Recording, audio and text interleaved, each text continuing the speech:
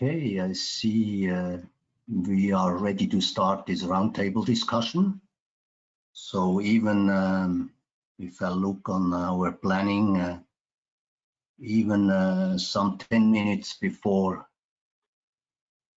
as it had foreseen. So you see ETIP hydropower is efficient, working, and your questions are also very efficient. So we didn't need a lot of time to answer a lot of questions. So we are ahead of the program. So thank you very much for the participants to this roundtable, which agreed to give a very short, let's say, feedback statement on the question which we asked. So the question is, what form of sustainable organization representing the hydropower sector is required to ensure the vital role of hydropower in the energy transition in Europe? And we have several panelists, and just on the slide you see the first, I would like to invite first Klaus, Jorde, from International Energy Association, the part hydropower, who is representing as a general secretary. Is that correct, Klaus? Yes, that's what it's called. Okay.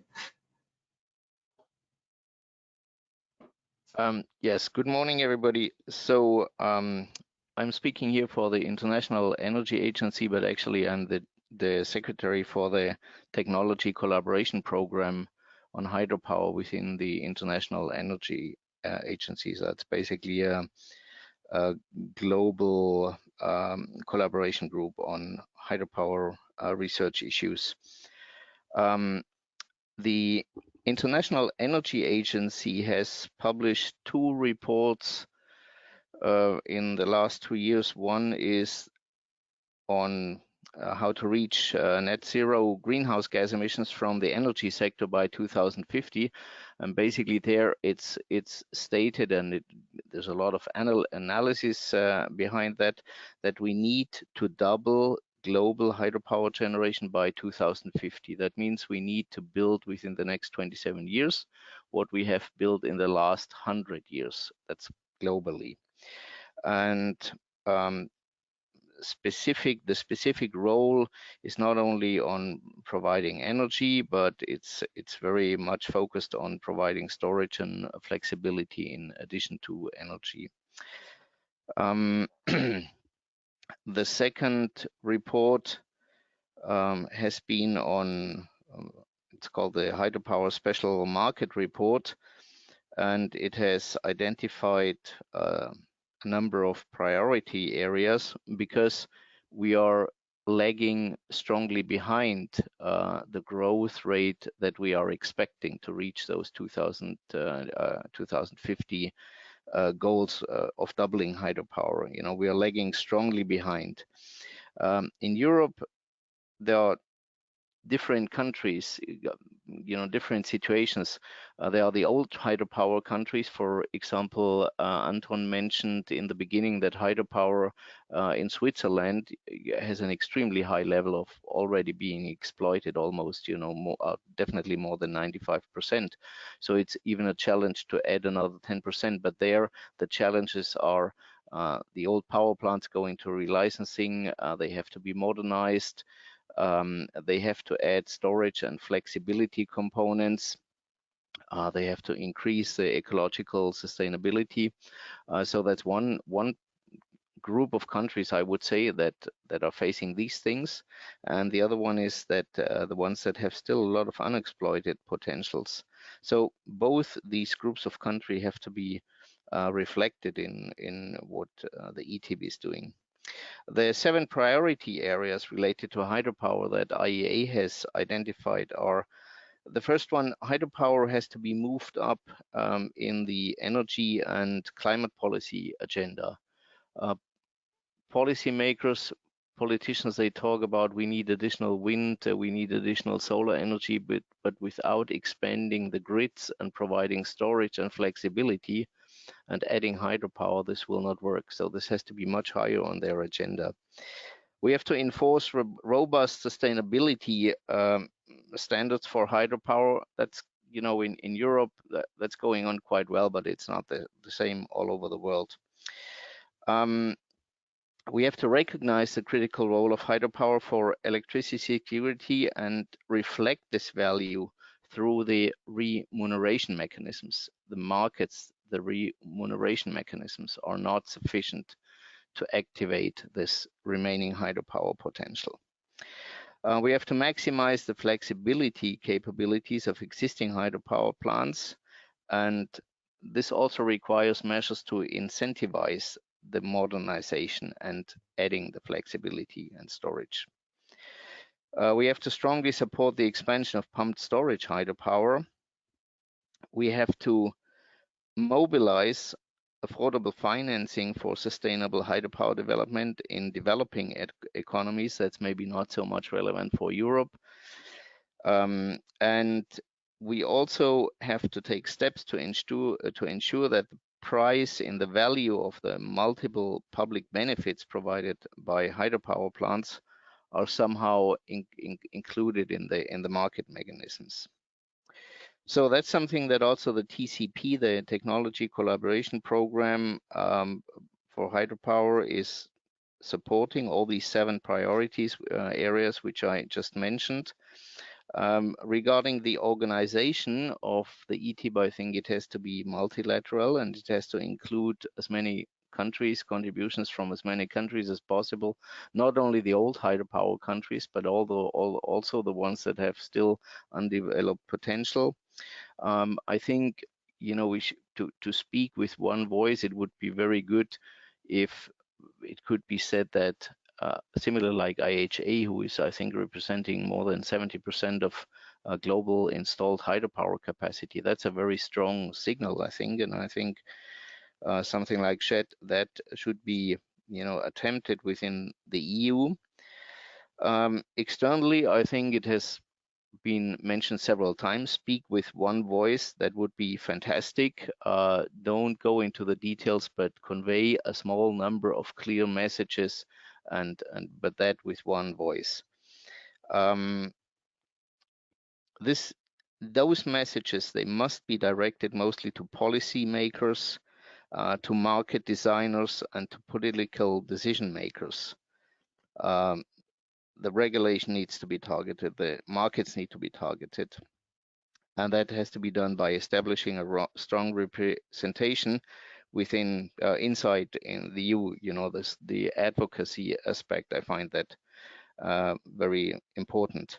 Internally, this has already been mentioned, you know, the research networks and linking activities together, so I don't want to repeat that. That's all I wanted to say. Thank you very much.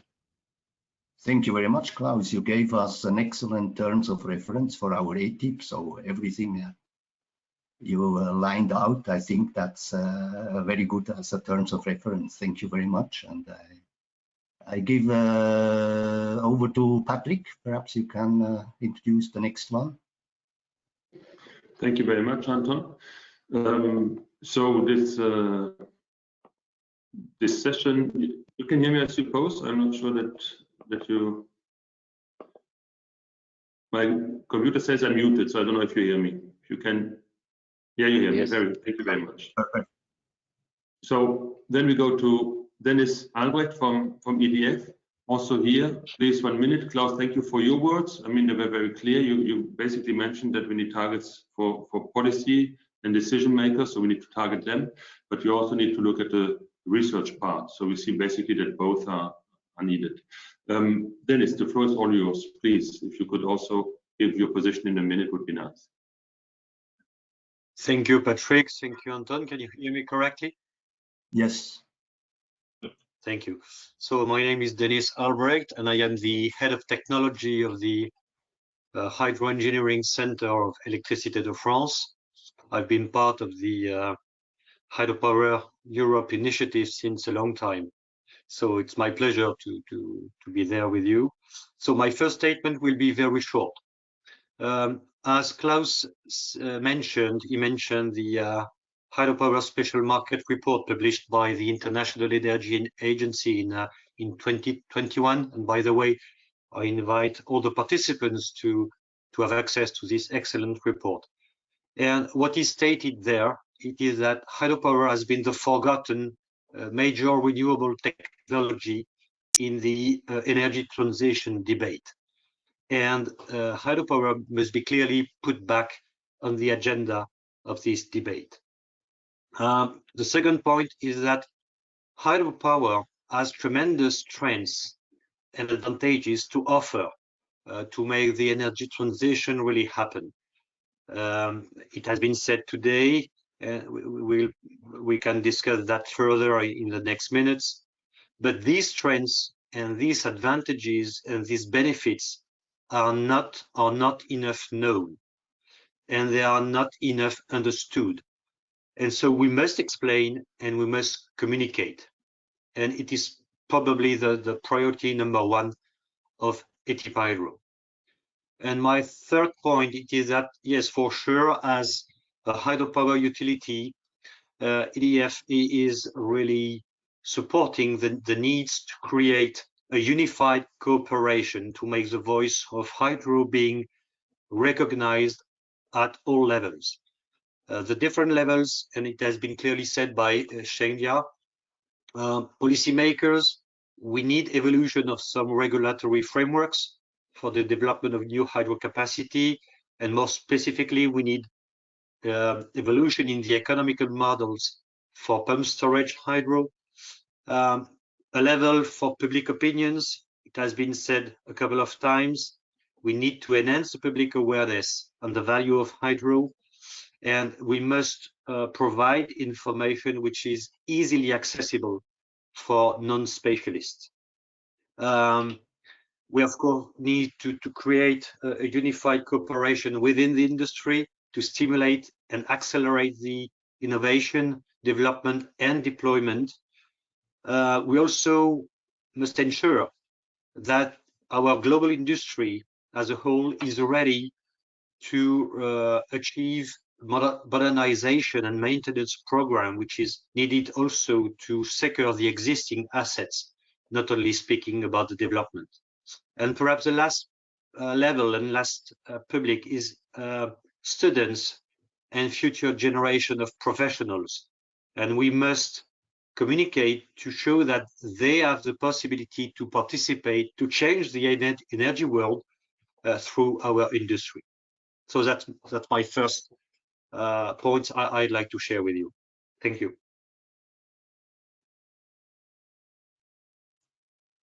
Thank you very much, Denis. I will, Anton, if it's fine, introduce the next one, and then you can take it from there. I think what you said, Denis, to include the next generation and to see that it's not only something which is from the past, but also needed in the future is a really important topic. And to put it back on the agenda, as you said, is something which is an absolute must. So that's why we're here. Also, thanks to your help and others' help. Then the next speaker would be Randi from SINTEF. If I'm not wrong, looking at hydrogen topic, hydrocent topics in SINTEF. Thank you very much for us, Randi.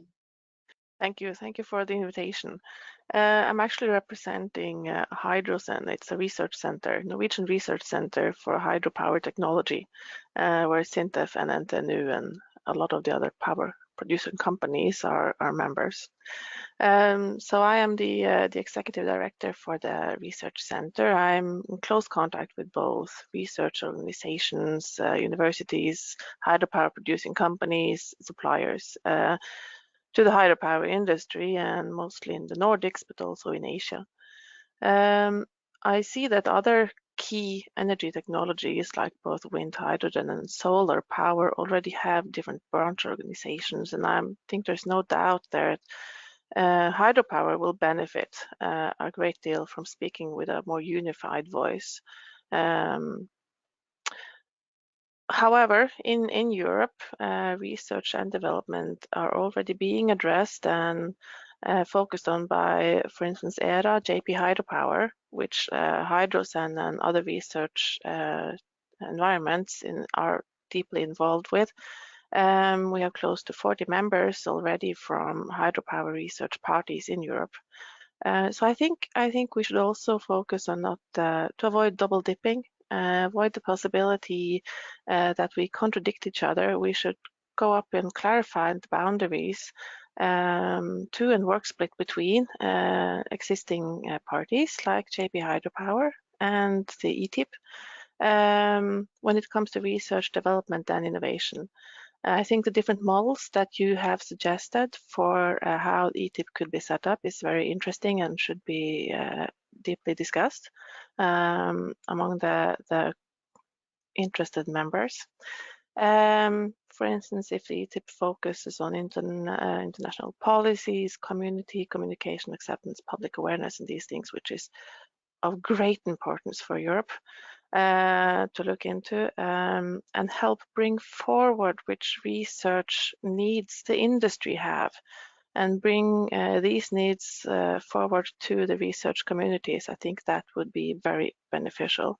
And then we could utilize the JP Hydro to actually establish projects and follow-up projects together with academia and research institutes. So from a research perspective, that is my input to the panel discussion. So thank you very much. Thank you very much. Thank you.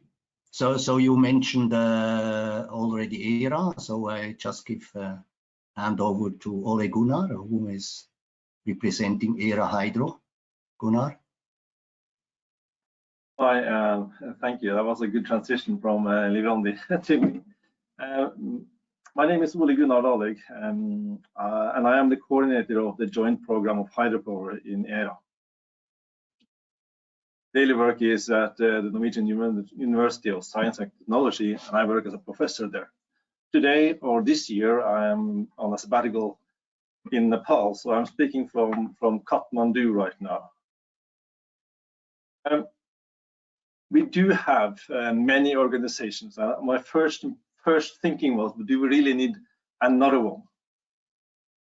We have organizations such as IHA, IEA, and EERA internationally, and nationally we find examples like NHA in US, BHA in UK, and in Norway we have Renewable Norway. So we have to ask ourselves, is this enough, or do we really need another one?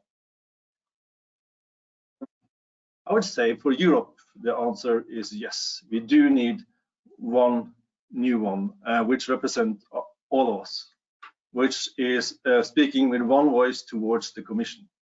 No doubt about that. But I do want to emphasize that one of your major tasks are to coordinate what's going on, to not to duplicate the efforts that is going on around Europe and around the world. The creation of the ETIP actually recognized the significance of hydropower within the set plan. That is new. We haven't been there before. So in my opinion, I was really glad when you got the possibility to organize the ETIP. This will hopefully reflect in more funding that is certainly needed for hydropower research and innovations. As I said, I represent EERA, and EERA is the research community and network and voice towards the Commission. Together with the ETIP, we represent the industrial and research community in Europe. These are strong networks, and if you are well coordinated, they will act as a uniform voice towards the Commission. This is really needed, and they will complement each other in their work together with other organizations. The challenge here is the communication between them. So in short, I really welcome the ETIP HYDROPOWER. I look forward to work together with them, and I would like to see that you build a strong connection to the other organizations that are represented in today here as well. Thanks. Thank you I have very to say, much. Anton.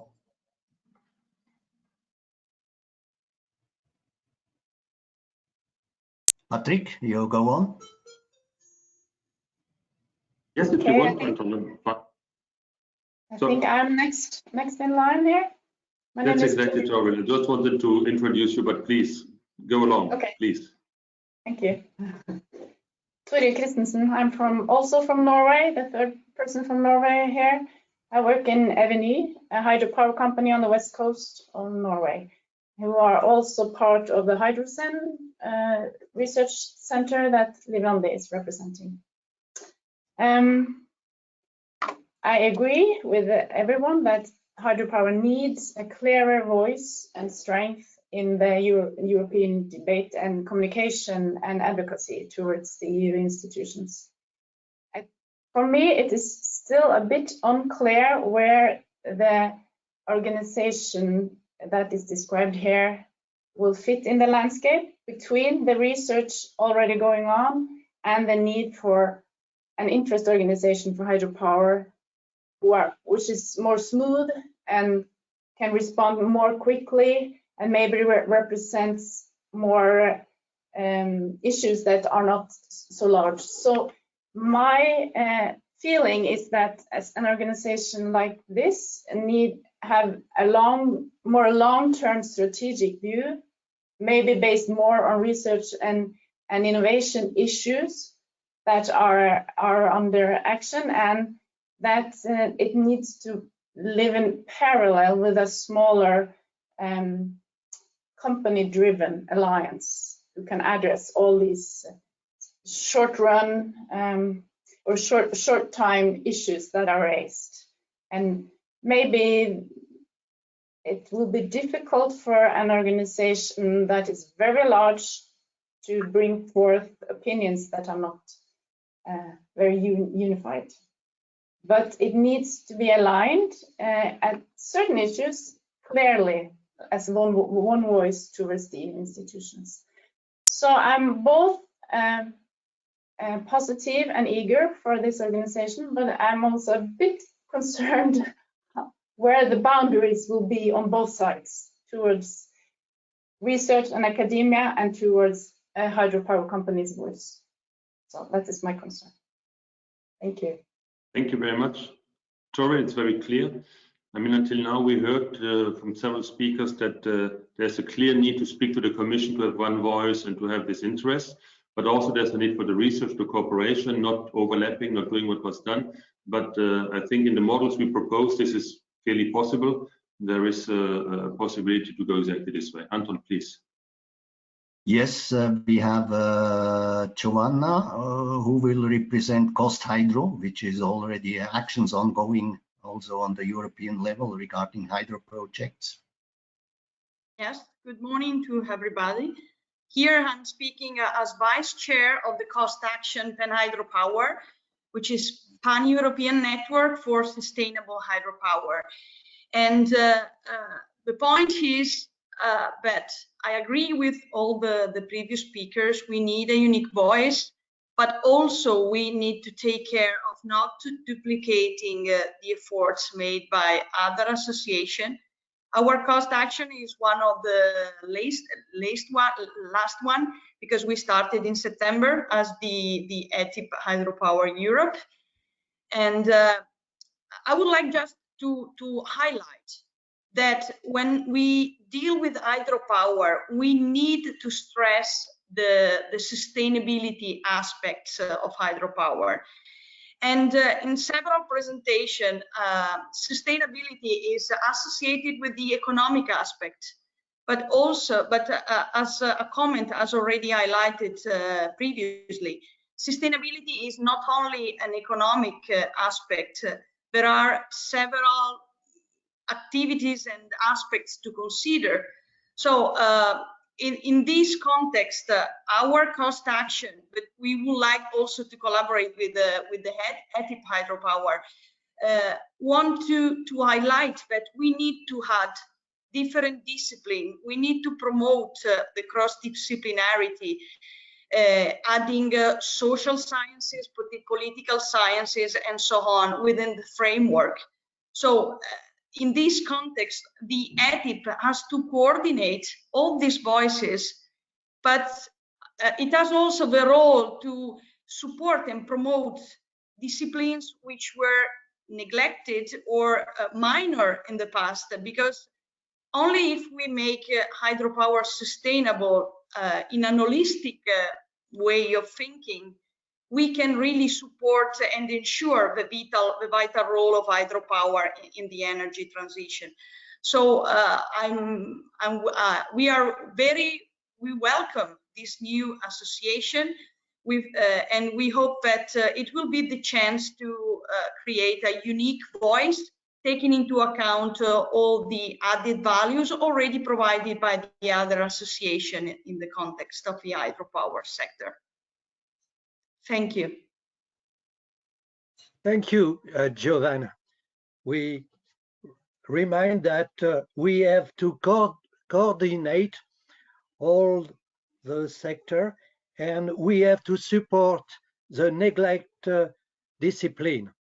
I think we could have another view on sustainability with the global experience of International Hydropower Association. So, Pablo, Valverde, could you give us your feeling? What are the priorities for the ETIP right now?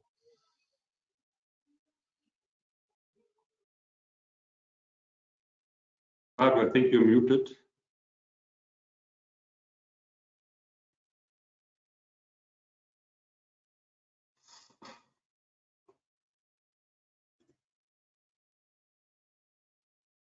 Pablo, you are muted.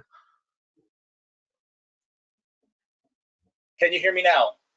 Yes. Can you hear me now? Okay, apologies. I was saying thank you very much. My name is Pablo Valverde. I'm the Deputy CEO of the International Hydropower Association. I'm the fourth Norwegian, I think, in this call, calling you from Bergen today, as you can see from my name. And I just have to say how incredibly good it is to have this conversation. At the International Hydropower Association, we've been working for the last 3 years to promote sustainable hydropower, to really take the points that Klaus made from the IEA, the 7 points, distill them into 3 key messages, and really push this idea that we need policymakers to realize the importance of hydropower and embed it into their strategies. We need markets to look at different ways of encouraging and investments in hydropower, and we need to debunk the myth that hydropower can't be done sustainably. So we've taken those 7 points that Klaus raised and kind of distilled them into 3, and we're pushing those throughout the world. Now, we're doing that. We're an international organization. We need to work through our members, and we need to work through our network. We can't do everything ourselves. It's working very well with the United States, for example, through National Hydropower Association. It's working very well with Canada, with the Water Power Association. It's working extremely well with China, with IWHR and CSHE. In Europe, there is a big, big gap, and it's the same gap that's been raised by everyone else who's spoken today. We're very good at innovations. We're very good at technology. We're very good at talking and finding solutions. We've got great research projects already in place. Where we're really, really bad as an industry is in getting those messages out to the key audiences. And we've been struggling with that over the last 3 years. We've made quite a bit of progress. We've learned how to do that. But that's an area where Europe is still in its infancy, which is why this is such a great initiative that we can't help but support. But going back to the point that's been made by every one of the previous speakers, it's not a question of, as far as we can see, it's not a question of getting the research and so forth, coordinating the research, absolutely, but it's turning those research projects into concrete messages that go to the Commission, speaking with one voice to the Commission, demonstrating that hydropower is being done sustainably. That is sorely missing here. So who's doing a good job of this? Well, if we look at the model of the National Hydropower Association in the US, for example, they've over the last few years, they've taken a very clear approach, mainly probably because many of the people working there aren't hydropower experts. Certainly at IHA, there's many of us who are new to hydropower over the last few years.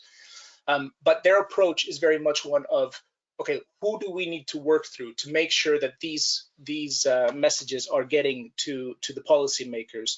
They're linking their efforts to those that are being done by others. So whether it's with the Northwest campaigns, what can we learn from the Northwest campaigns that have been going on? What can we work with the International Hydropower Association on making sure that the messages are getting through to the same policymakers through different channels? Working through others actively, that's been working very well, and that's something that we've been also learning from our end. Things like the European Hydropower Day, excellent, great initiative. Of course, we have the International Hydropower Day, the Global Hydropower Day in October. That's good.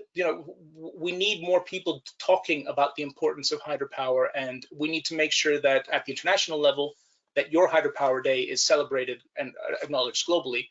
And we also need to make sure that the international efforts are also reflected in Europe. Now, how do I see that this group will if I look at, what would make this group not work the way it should? How would this fail? Well, one thing that I can think is if we have another industry-focused research group, which is what comes easiest to us as an industry, that'll be yet another one. We've seen a little bit of that today in the roundtable discussion of, where would the boundaries lie and so forth. We need to break out. We need to identify the key stakeholders that are not hydropower companies. Another area where this, kind of another pitfall is, and we've seen this in Europe, I'm afraid, nothing happens until everyone agrees, missing out on opportunities. If we're going to be advocates, we need to jump on opportunities, and those don't come very often. So try to make sure that we get agreement on how things are working before we start doing anything. That's a recipe for disaster. We need to find some quick wins. We need to demonstrate progress quickly. And I think that's incumbent on all of us to try to support ETIP on making sure that happens. When we find opportunities, help. And if ETIP is not able to take advantage of those opportunities because it's still being formed, reach out to the network. You have a huge network, and others can help to do so. I want to go back to the point that Giovanna made about sustainability, because I think this is key in Europe. This is the big challenge. As far as I can say, one of the big challenges in Europe, which is that any attempt at really pushing hydropower is going to be met with the myth that hydropower can't be done sustainably. Now, we could look at that in terms of we need more research, we need to demonstrate new technologies, etc. That's one approach. The other approach that others are taking around the world that Europe is not taking is realizing that there is an internationally accepted, multi-stakeholder created and managed global standard for hydropower that they're using in Canada to demonstrate that hydropower is being done sustainably there. They're using it in Brazil to demonstrate that hydropower is being done sustainably. They're using it. They're going to be using it very shortly in China, in Korea. They're using it all over the world to demonstrate that hydropower is being done sustainably. In Europe, there is nothing. And unless we are able to kind of show that track record, unless we're able to kind of really demonstrate that hydropower is being done sustainably, that conversation is not going to get anywhere here. So I guess it kind of summary. We need to make sure I think it's been raised a couple of times, the speaking with one voice towards the Commission. That's, I think, your key audience. And if that's your key audience, then everything else follows behind. How you structure yourselves, what messages you convey, etc., depends on what your key audience is and the key messages you want to get to them. So with that in mind, looking at the different models that you have, if what you're trying to do is kick off more research, make sure that this is a sustainable organization, etc., then maybe model B works. But if what you're trying to do is change the outlook for hydropower in Europe, if what you're trying to do is reach that key audience in the Commission with key messages, then definitely Model A is what you should be looking at, and coordinating all this research into try to get those messages across. Other things, learn from others, use their tools, use the hashtag with hydropower campaign that's being globally used. We'll follow up with working group 4 on how to do that. Trying to put down the torpedoes, full speed ahead, seize opportunities, don't wait, just jump on them when they come, and show value and talk up the positives. I mean, a good example of with talk up the positives, if we're looking at the hydropower day on the 25th, focusing on the barriers to hydropower, that focuses people on the barriers to hydropower. If we look at the opportunities of hydropower, that focuses people on the opportunities. It's that kind of mentality that is not, it doesn't come naturally to us, but it is going to have to be what comes naturally if ETIP is going to fill this gap that is sorely needing to be filled in Europe. Thank you, Pablo. It's clear we will work with you to fill this gap and to bring some concrete message and some global criteria of sustainability to the Commission. Now, Anton, have we time for a couple of questions? Yes, if there are, but I see, let me just see.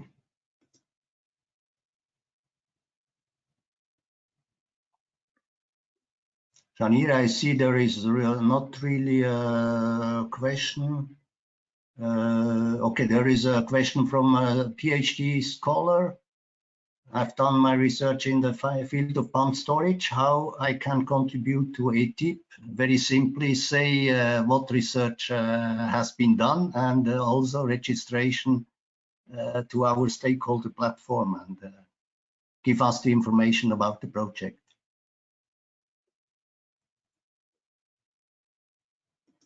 Otherwise, Patrick, I think the messages in the roundtable were excellent. So they gave us really a clear way how to proceed, what to do and where to focus, what not to do. So I think we got really very good messages, which help us in the next couple of months.